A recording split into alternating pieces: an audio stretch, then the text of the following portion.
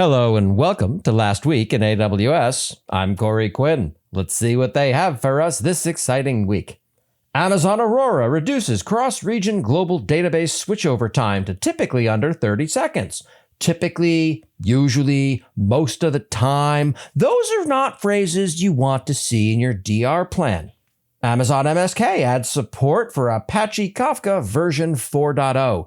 That has interesting implications for a number of architectures. If you're a Kafka shop, look into it. This episode is sponsored in part by my day job, the Duckbill Group. Do you have a horrifying AWS bill? That can mean a lot of things. Predicting what it's going to be, determining what it should be, negotiating your next long-term contract with AWS, or just figuring out why it increasingly resembles a phone number, but nobody seems to quite know why that is. To learn more, visit duckbillgroup.com. Remember, you can't duck the duckbill bill. And my CEO informs me that is absolutely not our slogan. AWS Control Tower releases enabled controls view for centralized visibility. I'm going to start talking about these situations more because I think it casts AWS in a very favorable light. See, a while back, I talked to the Control Tower owner, as in, how did you get into my office, about my frustrations with the product, and now this came out, which solves the biggest complaint that I had. Thanks. That's listening to customers. I want to see more of this across AWS. This has happened periodically over the years, and I'm not usually one to talk about it because no one wants to be, singled out. But no, this is laudable. This is the sort of thing that I see all the time. AWS customers care about things being better. They talk to service teams, and things change as a result. AWS service changes. They're killing 12 services and features, which are the same thing at AWS, defined only by the ambition of the product manager. DynamoDB Local is now accessible on AWS Cloud Shell. What the hell is this for, exactly? DynamoDB Local exists for local development against a DynamoDB alike before LocalStack existed. If you're in an AWS environment with Cloud Shell, I've got a great solution for you. It's called DynamoDB.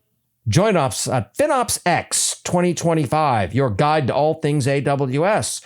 Ignore all of this and come talk to me there instead, because I'm not only amazing, I'm humble too. Introducing the AWS Product Lifecycle page and AWS Service Availability Updates. This is a first-party AWS equivalent of the Google Graveyard. I like it. This episode is sponsored by my own company, the Duckbill Group. Having trouble with your AWS bill? Perhaps it's time to renegotiate a contract with them. Maybe you're just wondering how to predict what's going on in the wide world of AWS. Well, that's where the Duckbill Group comes in to help. Remember, you can't duck the Duckbill bill, which I am reliably informed by my business partner is absolutely not our motto. How to secure your instances with multi-factor authentication.